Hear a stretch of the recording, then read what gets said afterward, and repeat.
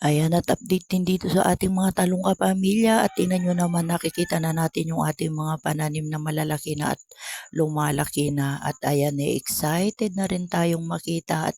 soon magkakaroon na rin siya ng bulaklak 3 weeks after nung maitanim natin kasi kasabay nung ating sili itong ating mga talong na naitanim at tingnan nyo nga naman napakabilis ng panahon at itong mga pananim natin nagsisilakihan na sila at eto excited na tayong makita kung ano yung mga improvement pa nitong ating mga pananim. Kaya ayan yung ating mga itanim dito sa ating garden at syempre naku mga kapamilya, napakamahal din ng talong kaya lahat yata ng gulay nagmamahal ngayon at kaya ayan ang kagandahan mga kapamilya at meron tayong mga pananim. Yan yung ginagawa natin at syempre nagtatanim pa rin tayo kaya inuunti-unti natin naglilinis sa ating garden kahit na madamo pinagtsatsagaan natin kasi syempre wala tayong pagtatamnan pag hindi natin pinagtsagaang linisin yung mga madamong part ng ating garden at syempre makikinabang din tayo kaya pinagtsatsagaan nating maglinis. Syempre pagka ganyang may mga pananim tayo kailangan maglinis ng ating garden para unti-unti tayo kahit pa unti-unti meron tayong naitatanim. Kaya ayan nga yung kagandahan pagka meron nga tayong pananim mga kapamilya naku pagka mahal-mahal ng gulay ngayon hindi na natin kailangan bumili pagka itong mga to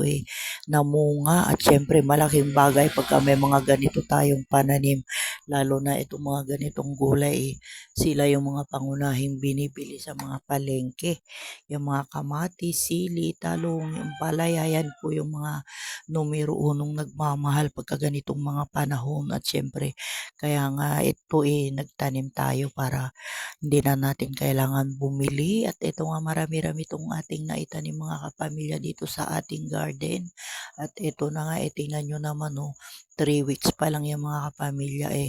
malapit na rin silang mamulaklak at yan aabangan natin at i-update ko kayo mga kapamilya pero yung sili natin nauna siyang namulaklak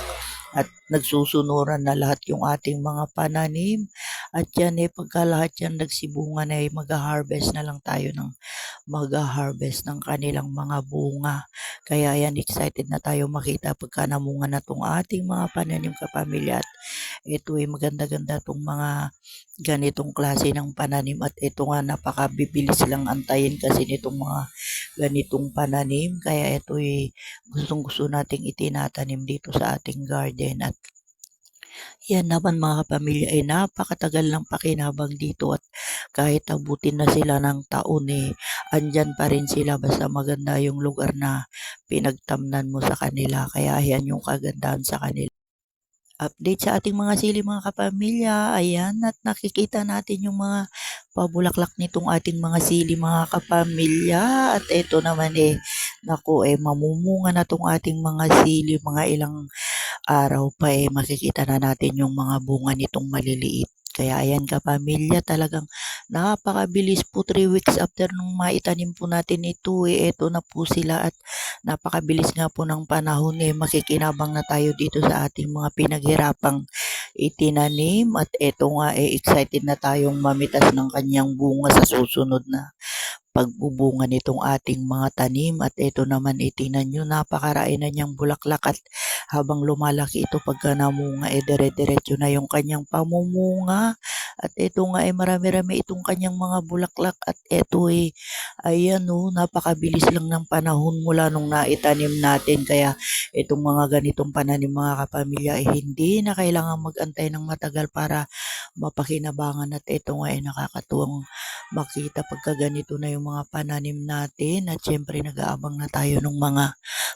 bunga nitong ating mga tanim at tingnan nyo naman napakabilis nilang magsanga at kumapal yung kanilang mga sanga at ito nga mga ilang araw na lang din makikita na natin yung mga palabas na mga bungang maliliit kaya ayan excited na tayo. Alam niyo ba mga kapamilya na isa rin ito sa mahal na paninda ngayon sa palengke kaya Ay naku, hindi na tayo bibili ng mga ganitong pananim dahil marami tayong naitanim at ang mga presyuhan nga nito ngayon sa palengke, mahigit 100 ang kilo nito ngayon kapamilya. Kaya ngayon, naku, hindi tayo mamomroblema dahil yan ang kagandahan talaga 'pag may mga pananim tayong ganito at siyempre hindi na tayo bibili dahil yang mga yan, naitanim natin. Kaya yung mga importanteng gulay na halos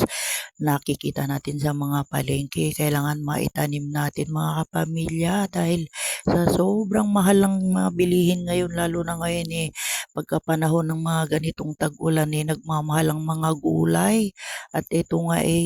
marami tayong mga iba't ibang klase ng gulay na naitanim at itatanim pa para kahit papano makabawas sa ating budget sa araw-araw. Kaya ayan yung ginagawa natin kapamilya, kaya ayan yung ating